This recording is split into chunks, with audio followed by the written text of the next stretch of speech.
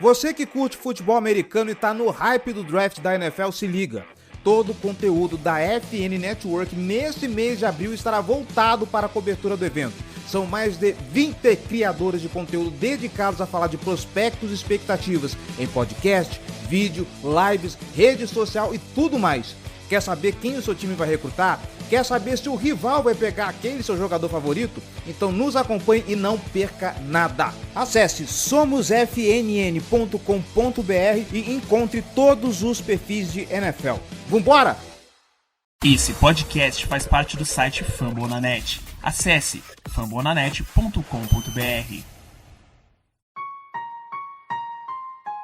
Recently inspired by the city I'm from and all that we've been through just makes me realize that there's nothing that can stop us from being champions. I dedicate this song to Ray Lewis, Baltimore Ravens, and my whole city. Came from the bottom, great to be a champ. Did it on our own, nobody gave us a chance. No matter the odds, keep God in the circle. Now every time it rain, we turn the whole world purple, baby. Purple rain. Estamos começando mais um episódio da Casa do Corvo e eu não aguento mais esse quase. Já é a quarta vez que é quase. Pelo amor de Deus, eu quero uma vitória nessa última semana, tá? Só isso. Eu sou o Cleverton Linhares e estou aqui com o Giba Pérez. Feliz ano novo pra você, Giba, e bom dia. Feliz é uma questão de ponto de vista, né? Mas bom dia, amigo, bom dia a todo mundo que nos ouve. Sempre um prazer estar junto com vocês, falar de Baltimore Ravens nem tanto nesse momento, mas mais um jogo em que a gente poderia ter perfeitamente vencido, mas dessa vez, por culpa do ataque, a gente não ganhou, né? A defesa fez o que podia, até o que a gente não esperava que fosse conseguir fazer, colocou o time em situações de vencer o jogo, conseguiu 3 turnovers, uma coisa que a gente não via há muito tempo, mas na hora do vamos ver, o nosso ataque decepcionou, e aí agora a situação fica muito complicada. Cara azedo, né? A gente faz votos de felicidade e tudo mais para que 2022 seja um ano bom. O cara manda uma dessa, meu Deus, tá bom. Ok. E João Gabriel Gelli, bom dia pra você, João. E mais uma vez, que a gente já se falou esse ano, feliz ano novo. Tá começando aqui com feliz ano novo pra todos que nos escutam, feliz ano novo pra vocês. Bom dia pra vocês, um bom dia, boa tarde, boa noite pra todos que nos escutam. Cara, não começou da forma que a gente queria, né, o ano, mas eu tenho certeza que o final de 2022 ainda vai reservar bons presságios aí pro Ravens, mas temporada de 2021 basicamente acabou. Pois é, né? Eu diria que enquanto houver ainda 1% de esperança... Tá, eu não sei completar essa frase. 20 Los Angeles Rams, 19 Baltimore Ravens. Um jogo que foi até surpreendente. 1% de esperança, 99% de fé. Tá complicado ter fé um pouquinho com esse time jogando com o Tyler Huntley, né? Mas... Isso é a frase do Fluminense?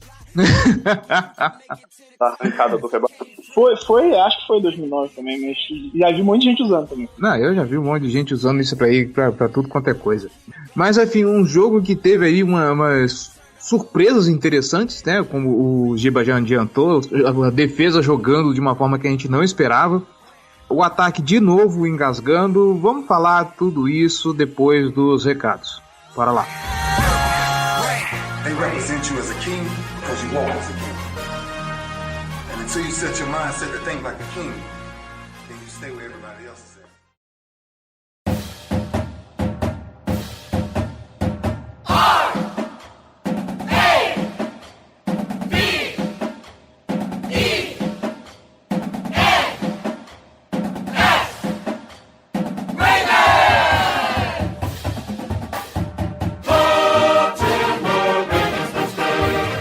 Recadinhos rápidos, galerinha.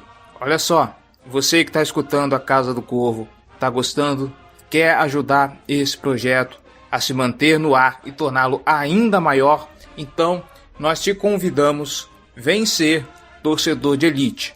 apoia.se/Casa do Corvo ou picpay.me/Casa do Corvo. Com R$1 você já faz uma grande diferença para esse projeto. Dá uma olhada lá nas nossas categorias de apoio, dá uma olhada nas nossas recompensas e se você estiver se sentindo generoso, aproveita aí o espírito natalino, vem ser torcedor de elite porque nós temos muitas vantagens para você. Se você inclusive não tem cadastro no PicPay, fazendo o seu cadastro para apoiar a gente, usando o código que está na postagem desse episódio, você ganha R$10 de volta, tá bom? Então, se você quiser ser apoiador,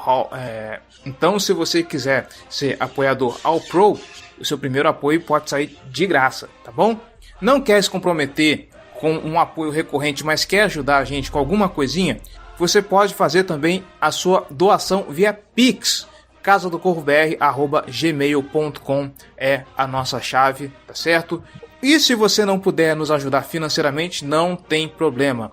Você pode compartilhar esse conteúdo para todo mundo, compartilha ele aí, internet afora, apresenta aí para aquele seu amigo que está começando no futebol americano, não está conseguindo escolher um time, apresenta o Baltimore Ravens para ele através da Casa do Corvo, ok? Outra coisa, nós estamos em praticamente todas as plataformas de podcast, internet afora. Se você puder avaliar esse episódio, este podcast no geral, a Casa do Corvo no geral, a gente fica muito agradecido. O Spotify agora tem um esquema de avaliação, então deixa lá as suas estrelinhas honestas. Se você escuta pela plataforma da Apple, vai lá na loja da iTunes Store, procura a Casa do Corvo, deixe lá as suas estrelinhas, deixa a sua avaliação, porque fazendo isso tanto no Spotify quanto na iTunes Store, a gente consegue ter mais destaque, ter mais relevância dentro das plataformas e assim alcançar mais gente e aumentar essa audiência. Tá certo? Quer entrar em contato conosco? Nossas redes sociais, facebook.com/casadocorvobr, nosso Twitter e Instagram, @casadocorvo. Lembrando, nós também temos canal no YouTube, tá? Vídeo uma vez por semana, pelo menos, para fazer aquela opinião geral, ou então análise de jogada com o João Gabriel Gelli, youtube.com/Casa do Corvo, e a gente está tentando também engrenar nossas lives, a live do highlight, para poder destrinchar o jogo da semana e poder ensinar quem está chegando aí um pouquinho mais sobre NFL, twitch.tv/Casa do Corvo. Lembrando também, nossa comunidade do Discord, eu não posso esquecer disso, senão o editor me mata. Quer acompanhar os jogos todo domingo, junto da torcida, comentar, debater, abre o microfone e começa a cornetar e tudo mais, quer assistir o jogo junto com a gente? Cola lá no nosso servidor do Discord, procura pela Casa do Corvo ou clica no link do nosso servidor que está colocado aqui no post desse episódio, tá bom? Tem watch party, tem pós-jogo, tem bate-papo, tem coisas muito legais, tem feed de notícias para você ficar por dentro de tudo que acontece, então é só vantagens você fazer parte dessa comunidade, tá bom?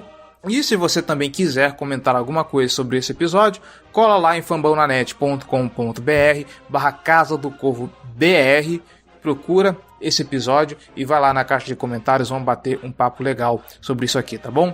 fambonanet.com.br, o maior portal de podcasts das ligas de esporte dos Estados Unidos. Tem podcast a dar com pau nesse negócio. Sobre NFL, sobre MLB, sobre NHL, sobre NBA, enfim, não só falando das ligas, mas também das franquias dessas ligas. Então, cara, se você tá aqui, mas sei lá, não gosta de NFL ou não é torcedor do Baltimore Ravens, aliás, mesmo se você não for torcedor, muito bem-vindo, tá? Mas dá uma olhada lá no catálogo de podcasts do site, porque quase certeza que vai ter um podcast pro seu esporte favorito, pra sua liga favorita, pro seu time favorito, tá bom? E já que você tá aqui, e já que você está no Fambonanet, passa aqui, dá uma visita pra gente e deixa o seu comentário, tá bom? Já falei demais, vamos pra pauta.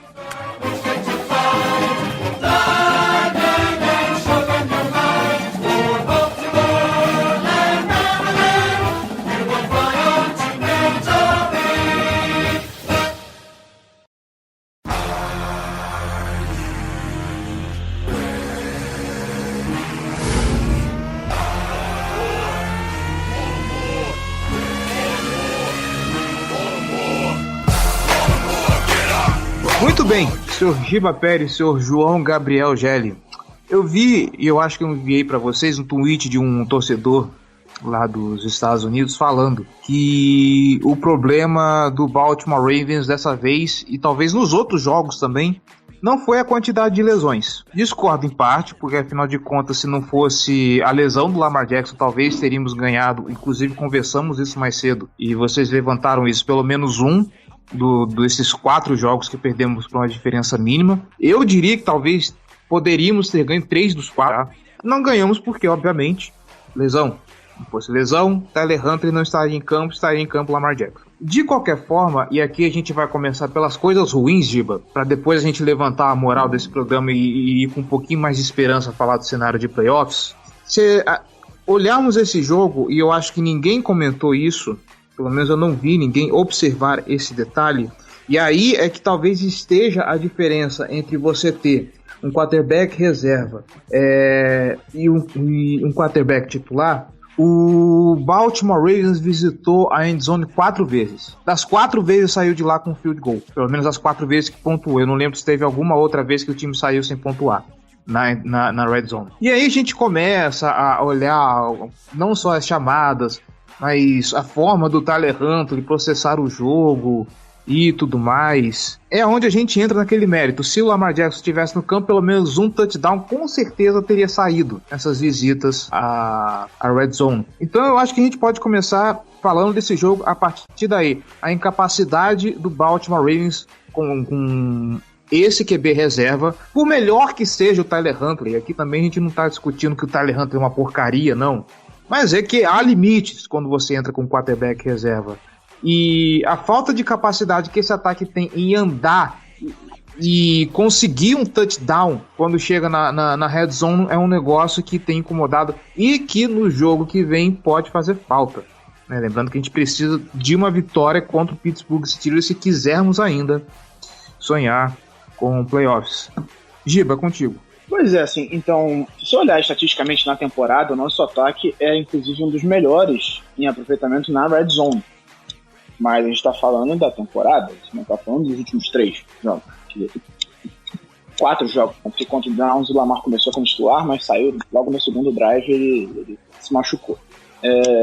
O ataque tem tido problemas ao longo da segunda metade da temporada inteira. A linha ofensiva já está desfalcada desde o começo do ano. Depois que o McCarry começou a machucar e perder jogos, ficou pior ainda, porque se com o McCarry já estava ruim, depois que entrou o Tyler Phillips virou um terror. O Lamar começou a ter problemas. Se você começar a olhar, assim, depois que o McCarry machucou, foi quando o ataque desandou. E ele machucou, voltou 2 jogos, machucou de novo, perdeu mais uns 2. Então, já não tinha o corpo inteiro de running backs, o que é um problema. Nosso ataque, por mais que ele tenha começado o ano tentando ser mais aéreo, ele é um ataque baseado no jogo terrestre. Inclusive, só uma observação anedótica aqui, a título de curiosidade, o Von Miller no final desse jogo elogiou o McCarry, inclusive. Acho que deu uma valorizada, mas acho que o McCarry é um jogador interessante. É bom ter no elenco, ele vai iniciar o training camp no ano que vem, brigando pela vaga de right tackle titular, ao meu ver. Depois que ele renovar o contrato, acho que a ideia é essa.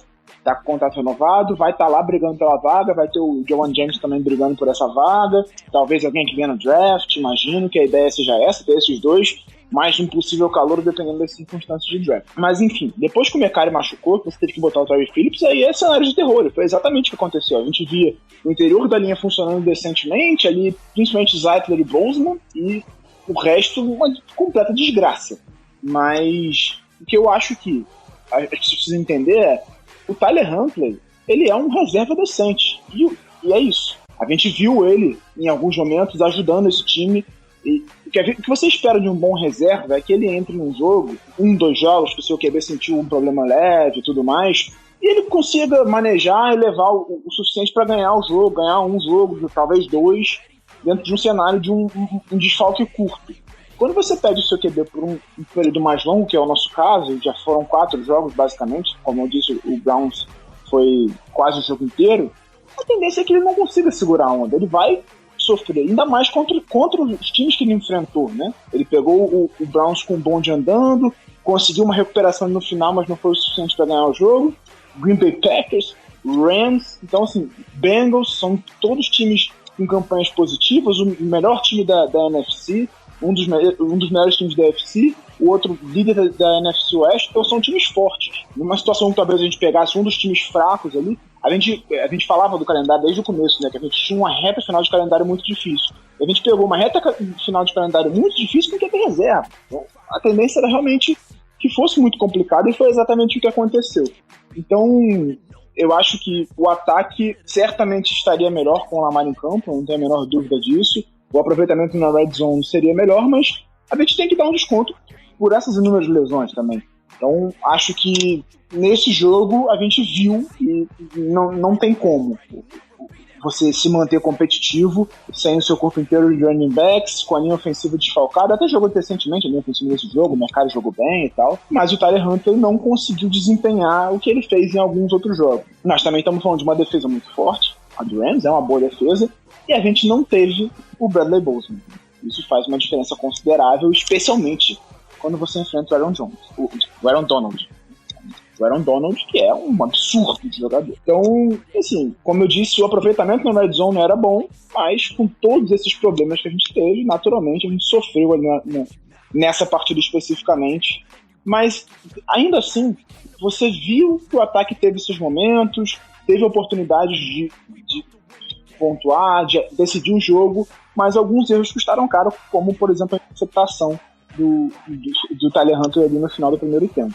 E só para finalizar, quando você vê o time chegando na red zone 4 vezes, anotando 4 field goals e perdendo o jogo, mesmo com 3 turnovers, ganhando a batalha dos turnovers com um saldo de 2 e perdendo o jogo do mesmo jeito, acho que fica muito claro que por que o Harbaugh tem que ser agressivo. O Paulo Antunes costuma dizer que quem anota field goal toma touchdown. Tá aí o resultado. Pois é, né? Você falou a respeito de algumas falhas do ataque. E aí, Gelli, uma coisa que tem que ficar muito claro é que um dos principais playmakers desse time não consegue produzir quando o Tyler Huntley está em campo. A gente vê várias vezes problemas de comunicação do Hollywood com o Tyler Huntley. Uma das interceptações, inclusive, foi... Eu nem lembro se teve outra interceptação no meio do jogo, acho que foi a única, né? A única interceptação que o Tyler Huntley sofreu foi justamente por conta disso, uma falta de comunicação dele com o Hollywood Brown. Em um passe pro Hollywood também faltou um pouco de visão do Tyler Huntley. O Hollywood lá na marca de first down tinha um caminho inteiro pro Huntley correr, ele resolveu passar e o passe foi um negócio bizonho. E aí eu não sei se não tem o que fazer, que essa é falta de química, ou se o Hollywood poderia ser aproveitado de outras formas quando o Tyler Huntley está em campo, porque é visível que esses dois não se conversam. Dentro de campo não funciona. Se depender de um passo para mais de 5 jardas do Huntley pro Hollywood Brown, esquece, não vai funcionar. Essa é a realidade. O Hollywood, mesmo tendo um bom volume de targets, todos esses targets são muito curtos. Todas as bolas lançadas para ele são par de 5, 6, 7 jardas, praticamente. Então, assim, ele não, quando ele executa rotas mais profundas, o Huntley nem olha para ele. É um cara que também não costuma passar muito profundidade. É o cara que toma decisões em rotas curtas, bem rápido, é bem incisivo nessas decisões. E o Hollywood faz algumas coisas ali, mas ele não tá executando a melhor característica dele, que seria esticar o campo verticalmente. Então, assim, não tem uma interface, né, uma interseção de conjunto de habilidades entre o Hollywood e o Tyler Huntley. Isso, assim, acho que é notório, é fato, todo mundo consegue perceber isso. Mas, assim, eu acho que também tem a ver com falta de química, de fato. Assim, o Hollywood não treinou muito com o Tyler Huntley, a não ser nessas últimas semanas. E nessas últimas semanas ele também perdeu treinos, né? E o próprio Huntley perdeu treino e perdeu um jogo. Então, assim, não é algo simples de criar química, ainda mais com um jogador de velocidade, como é o caso do Hollywood, né? Você precisa entender muito bem a velocidade desse recebedor, ainda mais considerando que você vai atacar em bolas profundas com ele. Mas eu acho que o Greg Roman que chamou as jogadas ali para o Hollywood tentar participar do plano de jogo, ver se ele conseguia arrumar alguma coisa depois da recepção. Agora, é um fato, o Hollywood poderia fazer mais com essas oportunidades. Eu digo também no sentido de ele fazer as recepções, né? Não dropar tantas bolas, concluir as recepções mais difíceis, né? Porque ele tem um pouco mais de dificuldade de concluir recepções não tão simples, né? Enquanto o Huntley também pode melhorar o posicionamento da bola, ele pode evoluir como passador de profundidade. Então, assim, eu acho que como quase tudo na vida, a verdade está no meio do caminho, né? Não é nenhum nem outro. Caramba, que filosófico isso, né? Como tudo na vida, a verdade está no meio do caminho. Ok. Quase tudo, vamos ser. Pra não dizer que foi tudo também uma porcaria, a gente viu também uma química boa do Tyler Huntley com o Rashad Bateman. É uma química que inclusive parece que o Bateman tá desenvolvendo com o Lamar Jackson, e me chateia ver o Lamar Jackson fora dos jogos, porque seria muito legal ver o Lamar distribuindo a bola para essa galera. A gente sempre fala de como finalmente temos um corpo de recebedores que é explosivo, que é versátil, né? A gente tem aquele cara que consegue ganhar primeiras descidas com o Bateman, o esticador de campo no Marquise Brown, a bola de segurança com o Mark Andrews. É uma pena que a gente não consegue ver tudo isso, a gente não conseguiu ver tanto tempo disso tudo funcionando de forma bem ajeitada, bem redondinha. E aí, eu não sei se vocês terão mais considerações para fazer sobre esse ataque. Eu vim aqui no Twitter e tem uma postagem do Russell Street Report, de uma matéria, de um texto que eles publicaram há 10 minutos, com o seguinte nome: Hey, ho, ho, Greg Roman has to go. Será que tá valendo a pena mesmo a gente questionar o Greg Roman? E aí, deixo para vocês aí, quem quiser comentar a respeito disso. Cara, eu vou manter a posição que eu coloquei no Twitter, né? Eu acho possível que ele seja demitido, porque a gente vê que a média de permanência de coordenadores ofensivos na NFL não passa muito de 3 anos, é uma alteração que em tese acontece bastante, porque é aquilo, né? Se o cara é bom, ele vai virar um head coach em algum lugar, se ele é ruim, ele vai ser demitido. Mas eu não acho que o Roman esteja em nenhum desses dois extremos. Eu acho que ele é um coordenador bom, dentro do possível, né? Assim, ele não é ótimo, mas ele também não é horroroso. E o trabalho dele não é ruim. Isso aí eu acho que eu afirmo sem medo de errar. Ele montou o melhor ataque em pontuação da NFL em 2019, um dos melhores em pontuação da NFL em 2020. O melhor ataque terrestre da história da NFL em 2019 e um dos 5 melhores da história da NFL em 2020, apesar dos problemas que teve. Você pode questionar o ataque aéreo do Ravens em 2020, que foi realmente muito ruim. Mas em 2019 ele foi basicamente sobre eficiência. Ele foi muito eficiente. Não à toa a gente teve o melhor recorde da NFL.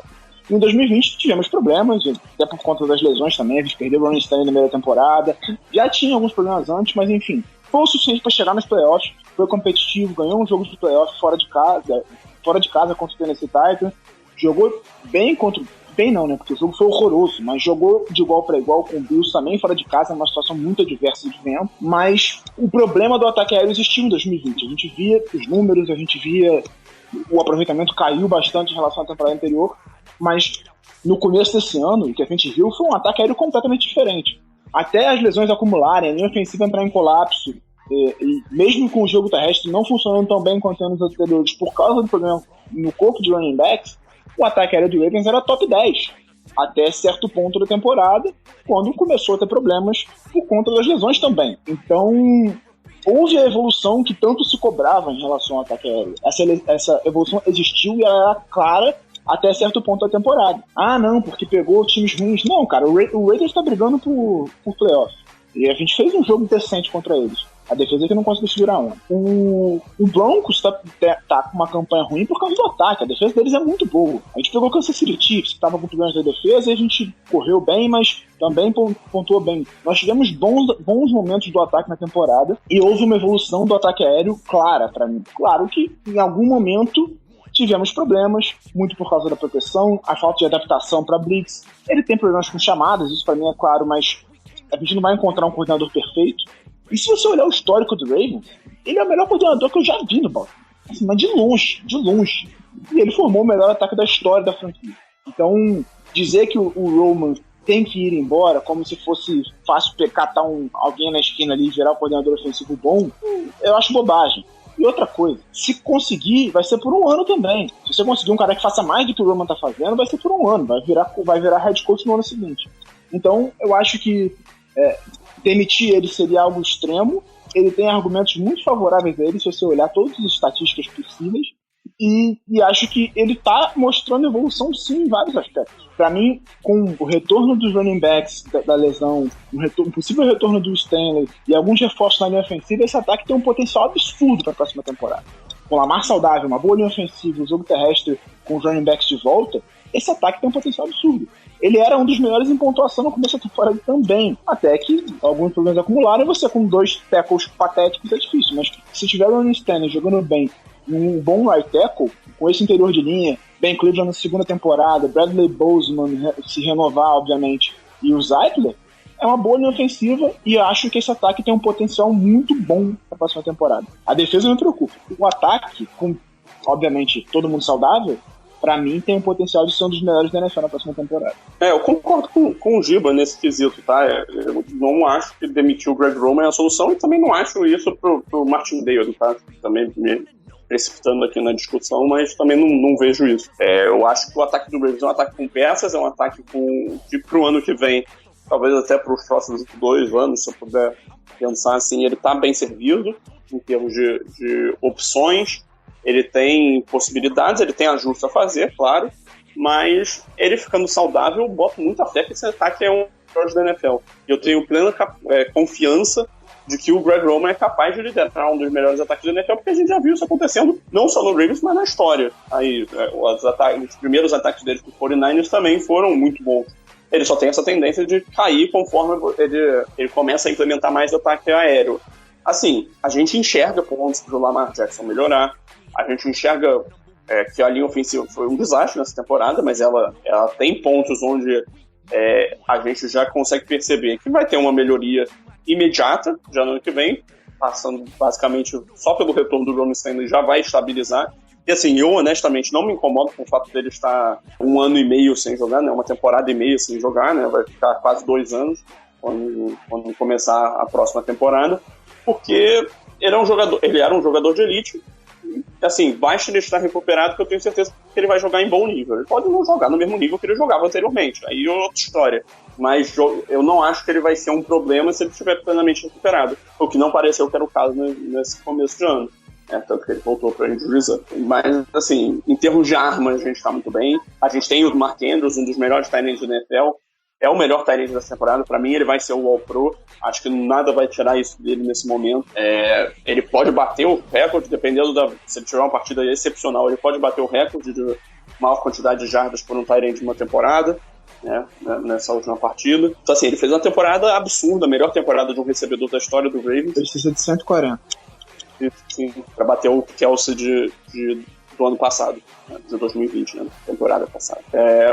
Mas assim, é a melhor temporada de um recebedor no geral na história do Ravens. A gente já tem a esperança com o Rashad Bateman de um bom desempenho, né, ele mostrando bons sinais aí nessa temporada de calouro. Eu, pessoalmente, acho que ele vai explodir no ano que vem. Acho que ele vai ser excepcional.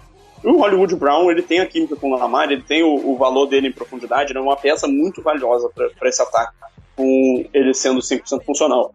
Se a linha ofensiva funcionar, os nossos running backs, com o J.K. Dobbins, com a explosão dele, o Gus Edwards, a consistência dele, a fisicalidade, cara, é um ataque muito difícil de ser parado. Eu tenho muita confiança de que se esse ataque estiver saudável para a temporada que vem, ele vai ser muito forte.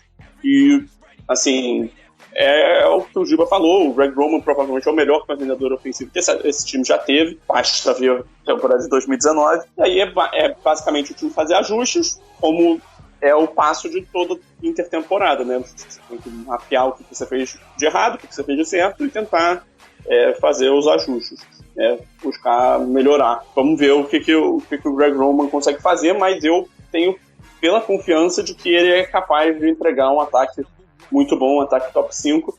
A gente sempre vai ter aqueles pontos com ele desenhando o ataque aéreo. Ele tem alguns problemas de espaçamento, isso é um problema de treinamento também. O ataque aéreo dele é um pouco conservador, falta um tanto de criatividade, é por isso que tem também os novos coordenadores de ataque aéreo aí, né? Eles vão ter mais um ano para preparar essa equipe, já deu para ver uma evolução no grupo de recebedores. A gente tem explosão, a gente tem força, a gente tem capacidade de mover correntes, a gente tem versatilidade de ataque aéreo e ataque terrestre, a gente tem o potencial para ter uma boa linha ofensiva, com todo saudável, com todo mundo bem alinhado. Então, assim, cara, eu tenho uma expectativa muito forte para o ataque no ano que vem. Basta, né, responder essa questão de saúde, mas aí é só algo que a gente só vai ter quando a gente estiver em setembro de 2022, por aí. E que Deus ajude que esse time chegue saudável para a temporada que vem, porque tá triste. Eu queria tocar em um pontinho do ataque ainda. Manda. Decisões, pontos cruciais da partida. Porque pra mim o que aconteceu de crucial, que levou o Ravens a perder esse jogo, aconteceu no ataque. A interceptação do Tyler Huntley naquele último drill e aquela sequência de primeira pro gol que virou o último field goal, né, no quarto período que o Ravens chutou na partida. Nossa, aquilo ali foi miserável, cara. O time numa primeira pro gol. E eu revi, inclusive, o vídeo. A primeira chamada, ok, tá? Não vou discutir. Ali tinha que correr mesmo. E aí, da segunda descida em diante, cara, mas foi um festival de decepção atrás de decepção que... Eu vou deixar você desenvolver, Gelli, porque... já que você puxou, e aí eu quero ver se a nossa opinião bate, mas, cara, foi triste, foi triste. Eu acho que foi o momento que mais partiu o coração. A interceptação nem tanto. Acontece, fazer o quê? Times já ganharam jogos tendo um turnover desses, mas aquele momento ali, cara, era um TD claro que a gente jogou fora. Naquele drive foi assim, uma campanha linda que o Ravens estava fazendo, correndo muito bem com a bola, obliterando o cronômetro, tava, assim, realmente o ataque estava fluindo muito bem ali, estava conquistando primeiras descidas, fazendo o relógio andar, correndo muito bem. E chegando na primeira pro gol, perto ali da linha de 5 jardas, eu não lembro exatamente qual era a posição, 3, 4, 5 jardas, não lembro agora. Era 4. Mas aí a primeira chamada foi uma corrida, o que não parece natural dada a situação, né? O time tá correndo excepcionalmente com a bola naquele drive, vale a pena manter no que tá funcionando. Ok, aí segunda descida, o Rams lotou o box, né? O que faltou ali foi uma opção para talvez o Tyler Huntley mudar a jogada de scrimmage, alguém pensar em pedir um tempo, alguma coisa nesse sentido. E aí estourou o relógio, e aí vocês me lembrem, eu não lembro agora se... Não, foi o contrário. O estouro do cronômetro foi na terceira descida. O que aconteceu na segunda foi que o Rams lotou a box, o Tyler Huntley foi para um RPO, ele deu a bola na mão do Latavius Murray e o Latavius Murray parou antes da linha de scrimmage. Sendo que, se o Tyler Huntley olha pro... Tinha algumas opções, e aí na terceira... E nessa mesma jogada, o cronômetro já estava bem perto de zerar, quando foi feito o snap. E aí na terceira descida teve a falta de delay of game, né, que fez o Ravens voltar mais 5 jardas. Isso, aí virou uma terceira pro gol na linha de 9 jardas. Sim, por ali. E, nisso aí, cara, honestamente, ali é uma falha clara, tanto do Tyler Huntley, de não perceber isso, não forçar esse snap, quanto do... Até porque o Ravens estava jogando em casa, então não deveria ser problema essa comunicação, se fosse fora de casa ainda daria para relevar. E também do John Harbaugh, vendo que esse cronômetro estava perto para zerar, essa tendência aí do snap estar saindo tão perto do estouro do cronômetro, ele poderia ter pedido o tempo lá da sideline, porque uma terceira para 3 é muito melhor do que uma terceira para 8, ali naquela situação, terceira para 8, terceira para 9, né, esse tipo de situação. Então, assim, ficando numa situação mais longa, numa área mais comprimida do campo, fica mais difícil de fato pro Ravens converter. Eu deixo aí para vocês comentarem o que vocês acharam, o que vocês pensam da interceptação. A interceptação, a gente tá falando no grupo de apoiadores, eu acho que foi um equívoco a chamada, começar. A gente não tem visto o Tyler Huntley passar com qualidade em profundidade, especialmente pro Hollywood Brown, não se entende no meio. Mais uma vez, ficou claro, ele passou por um lado, o Hollywood estava indo para o outro. A rota era uma e ele achou que fosse outra. Então, eles têm esse problema de entendimento, de química, desde que o Hunter assumiu. Tanto que a produção do Hollywood despencou, principalmente em profundidade. Ele não consegue produzir nada desde que o Hunter assumiu. Ele estava muito perto de atingir as 1.000 jardas quando o Hunter assumiu, e até agora ele não chegou. Ele deve bater nesse jogo agora, faltam 19, né? Não é possível que ele vai bater. Vai ser só o segundo wide receiver draftado pelo Ravens a bater 1.000 jardas em uma temporada. O primeiro foi o Torrey Smith em 2013. Então, quando você tem problema, já sabe que isso é um problema, você chama esse passo em profundidade, você está correndo um risco muito grande. E aí entra o erro do Tyler Huntley. O Khalid estava bem marcado, ele tinha tempo, já, se eu não me engano, no minuto 40 naquele momento, ele tinha 3 tempos para pedir, e ele tinha o Mark Andrews absolutamente livre do lado. Ele travou na leitura, ele não observou o campo em volta dele, ele forçou uma bola que não tinha necessidade e acabou colocando o time numa situação adversa. Ele tinha um 10-0 naquele momento, que se ele consegue dinamitar o relógio, mesmo que não conseguisse entrar em zone, conseguisse um field goal, era 13-0 indo pro intervalo. É muito diferente de um 10-7, entendeu? Então, acho que foi um erro tanto da comissão técnica, chamada desnecessária, não é uma coisa que é uma qualidade do seu quarterback, ele consegue passar a bola rápido e curto muito bem, mas em profundidade esquece, ele não passa, não produz muito bem em profundidade passando. Teve uma ou outra bola, o Jerry até lembrou a bola do Bateman no jogo contra o Cleveland Browns, se não me engano, mas não é uma qualidade dele, a gente não vê ele produzindo bem isso, e a linha ofensiva também não ajuda muito, né? Então, ele não tem muito tempo para passar a bola em profundidade, já era assim com o Lamar, agora também com o Huntley. Então, eu acho que foi um erro grave tanto da comissão técnica quanto do Hunter. E isso colocou a gente numa situação bem mais complicada para a volta do intervalo, porque a gente tinha uma vantagem boa de 2 posses, que poderia virar uma vantagem ainda maior se fosse um touchdown com 1 minuto 40, tinha tempo para isso, e 3 tempos de pedir, e a gente transformou isso numa vantagem de um field goal, por causa de um erro tanto da comissão técnica quanto do quarterback. Não acho que deveria ter sido essa a opção, e obviamente o Hunter tinha uma opção boa de passe, que seriam umas 20 jardas por Andrews, provavelmente, pelo menos 20, e ele não leu mesmo. E aí é quando custa caro. Eu não estou dizendo que, o Lamar não cometeria esse erro. Possivelmente não. Acho que a bola em profundidade do Lamar é bem melhor que a do Hunter, bem melhor, mas essa falta de leitura custou caro. Mano. O Hunter tem sido um quarterback eficiente, ele tem tido qualidade com passes curtos, mas eu acho que forçar a bola naquele momento foi um erro da comissão técnica dele. Essa interceptação eu não sei, mas aquela primeira pro gol, se fosse o Lamar Jackson, eu tenho quase certeza que sairia um touchdown ali. Até porque na 3ª para 9, e aí eu não sei em quem eu coloco a responsabilidade, se na linha ofensiva que não conseguiu dar tempo pro Huntley ou do Huntley que não conseguiu fazer a leitura, se apavorou e tudo mais. Se eu enxerguei direito, tinha uma opção boa para o Mark Andrews ali, sabe? Mesmo que não conseguisse o touchdown, pelo menos ia conseguir uma 4ª descida curta e tudo mais, e dava para arriscar. Mas, enfim, né? O Mark Andrews estava passando livre numa rota cruzando o campo antes da linha da primeira descida, mas ele estava completamente livre e a jogada estava se desenvolvendo para o outro lado, né? As outras rodas, todas as outras rotas estavam indo para o lado direito e o Mark Andrews estava cruzando para o lado esquerdo. Então, se ele recebesse esse passe, ele ia ter muito espaço para conquistar já depois da recepção. Ele ia chegar lá em umas 15, 20 jardas, eu imagino.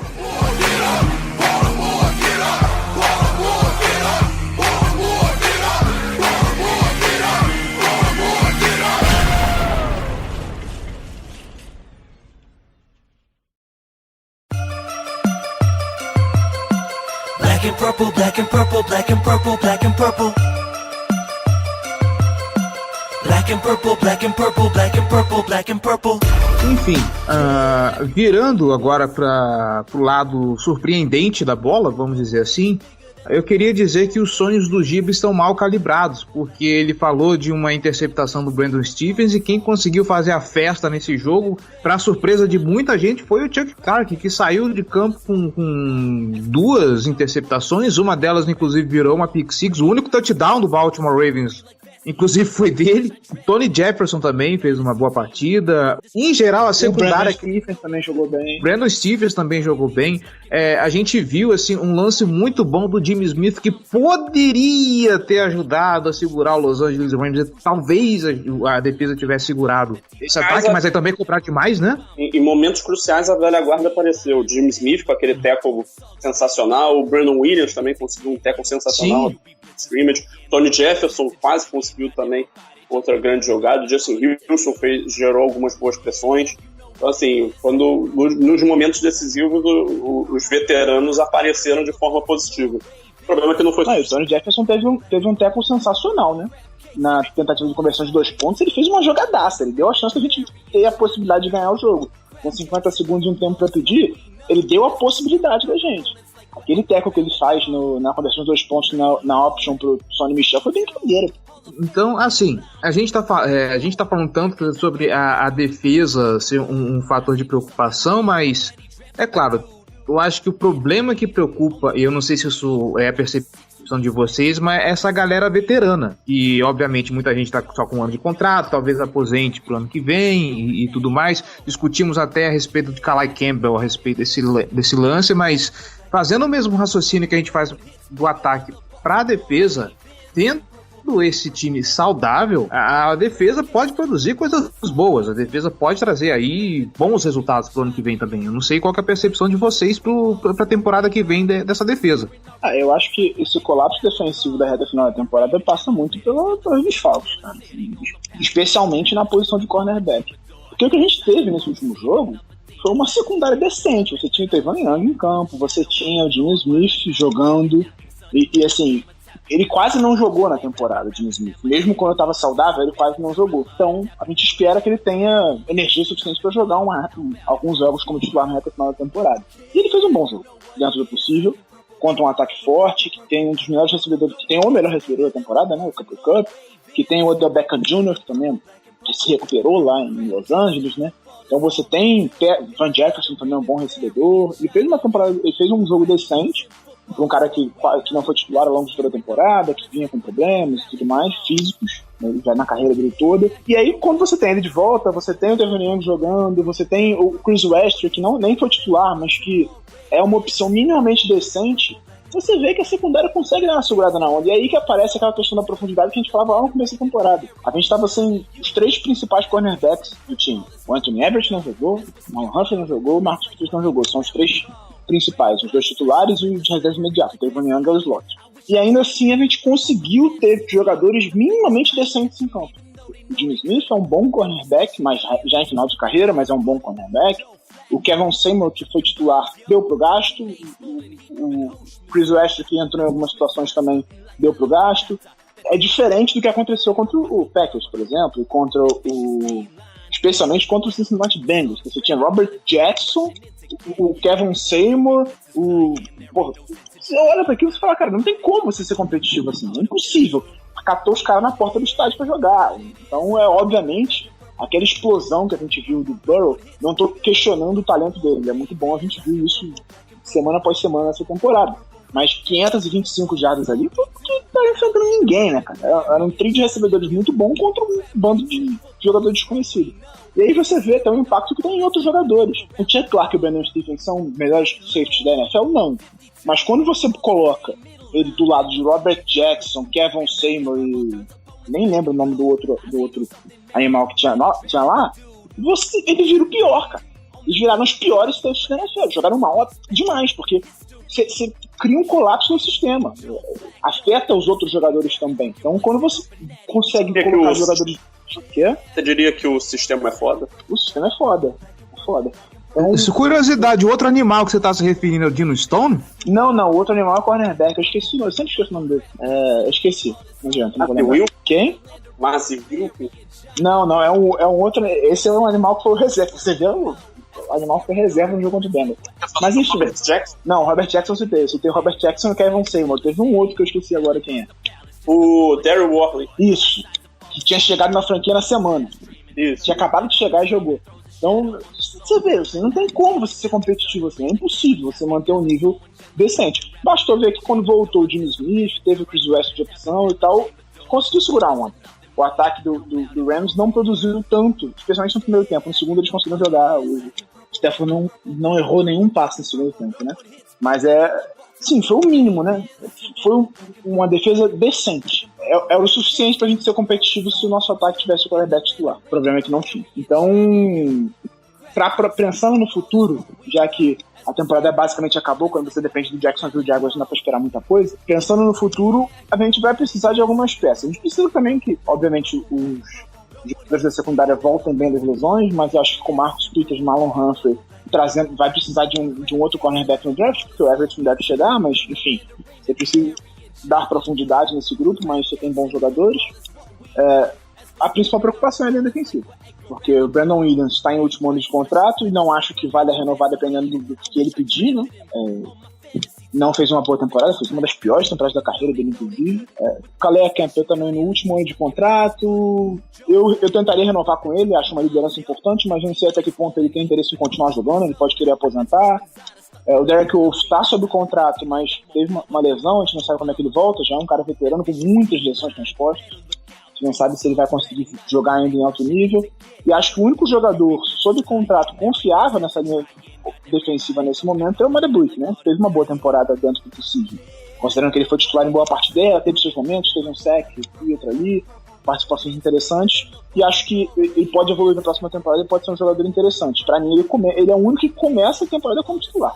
Derek Wolfe, se tiver saudável também, mas a gente não sabe qual a situação de saúde dele, quanto vai demorar para ele recuperar da lesão que ele teve. A gente nem sabe exatamente qual foi a lesão, se ele vai conseguir voltar, porque ele ficou, vai e volta com uma lesão de quadril, de costas, aí ia ser ativado, não foi ativado, não jogou, então a gente não sabe qual é a circunstância exatamente dessa lesão, se ele vai continuar, não vai. Então é o setor mais preocupante. A evolução dos linebackers, ótima, o Patrick Quinn fez um ótimo final de temporada.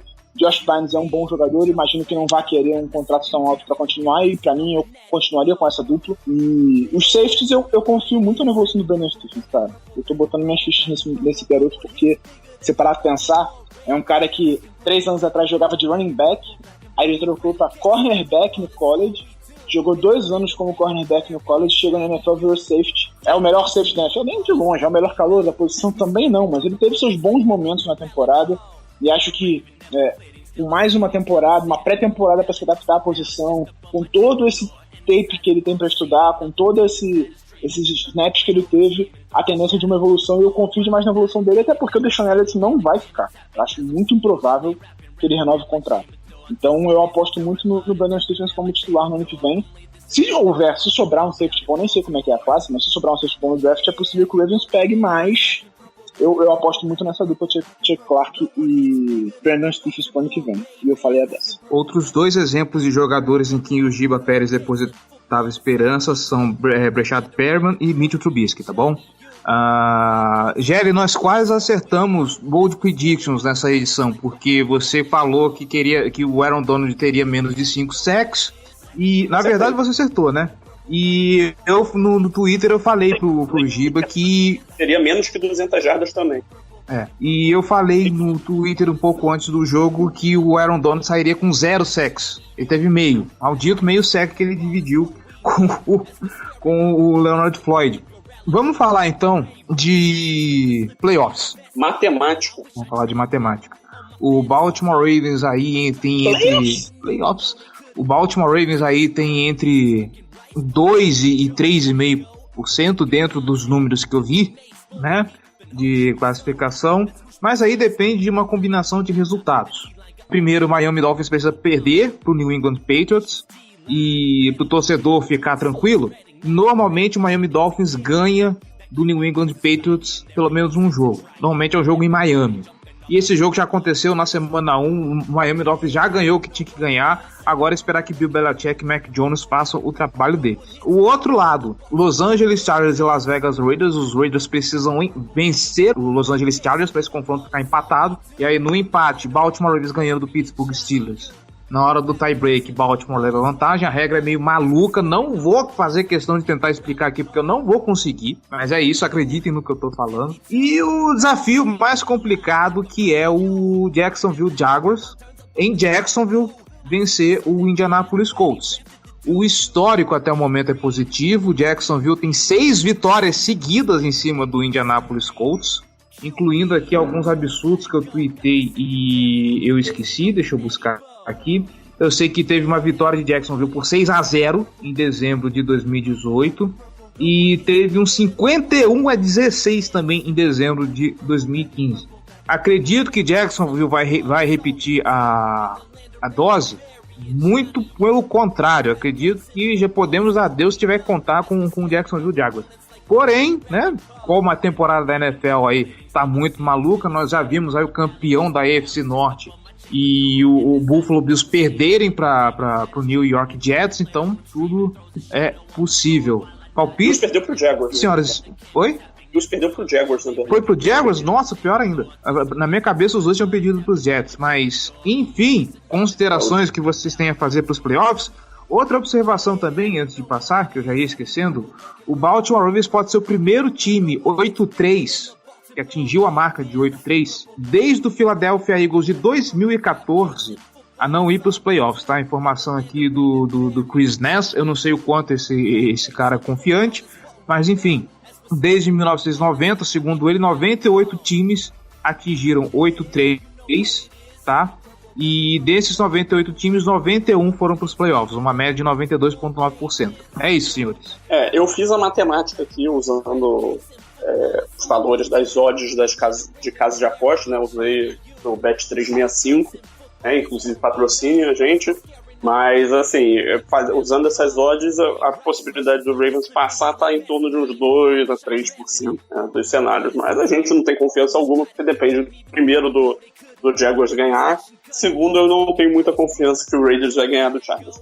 Então, assim, embora seja totalmente possível, eu não boto muita fé nisso. Dito isso, a gente vai torcer, né? Vamos ver aí o que o time consegue aprontar. Parece que os cenários para draft são meio limitados nesse momento, né? Não tem como subir muito mais. O time vai ficar por volta ali da escolha 16 a 18. Então, a vitória ou a derrota aqui não faz muita diferença. Mas, assim, em termos de longo prazo, certamente uma derrota é melhor, porque melhora a posição de draft e também garante que vai ficar atrás dos Steelers na classificação da divisão, então provavelmente representa um calendário mais fácil, em teoria, pro ano que vem. Se o Browns ganhar ainda do Bengals na próxima rodada, melhor ainda. Mas são coisas que parecem... Posição 14 a 18. Se não for para os playoffs, obviamente. Se for para os playoffs, passa a ser 19 para cima. Mas, cara, é muito difícil ter uma avaliação relevante aí. Eu acho quase impossível, né?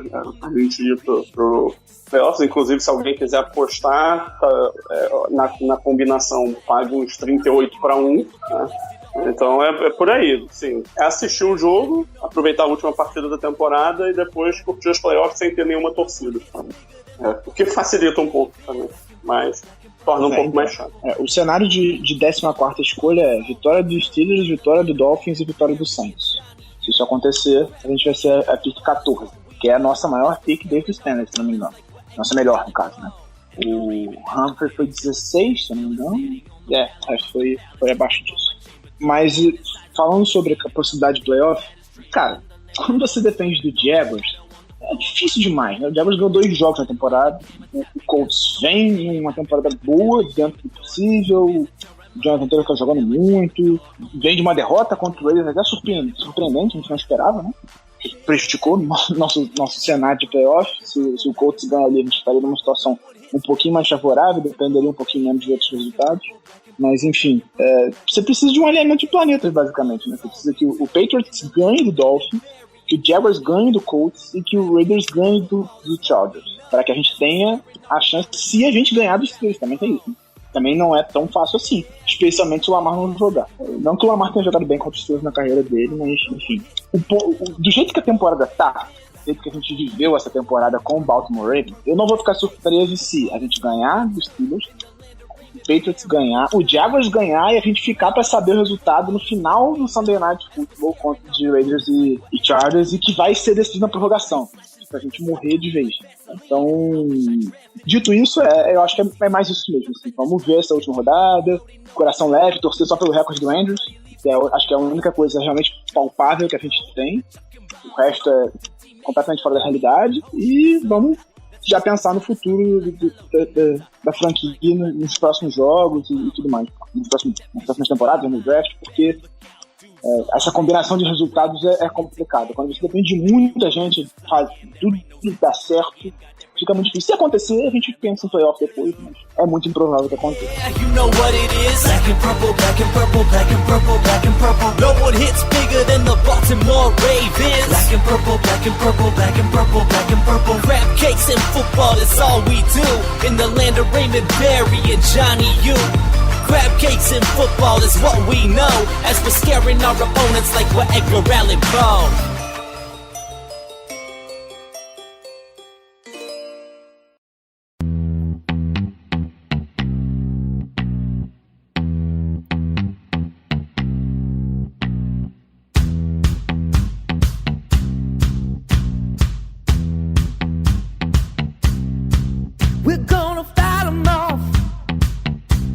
é isso. Então, provavelmente teremos só mais 2 programas daqui pra frente, né?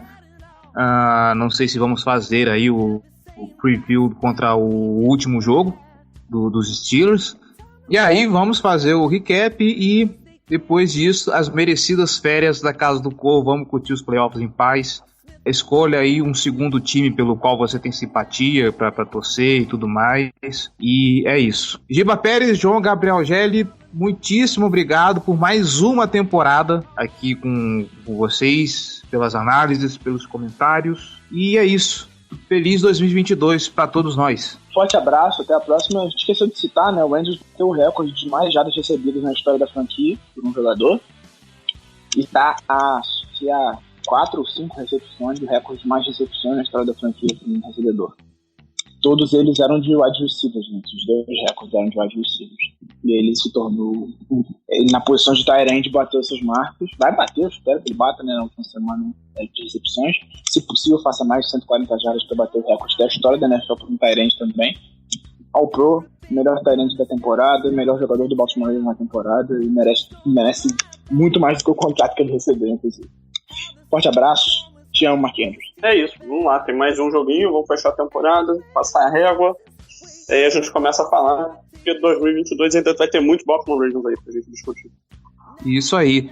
Lembra quando a gente falava de Lamar Jackson batendo mais de 4.000 jardas e o time ter mais de 2 recebedores para mais de 1.000 jardas e tudo mais? Que tempo bom que era aquele de começo de temporada, né? É uma pena ter que acabar desse jeito, mas enfim... Obrigado você também, torcedor, que acompanhou esse podcast durante todo o ano de 2021. Vai acompanhar a gente nesse comecinho de 2022.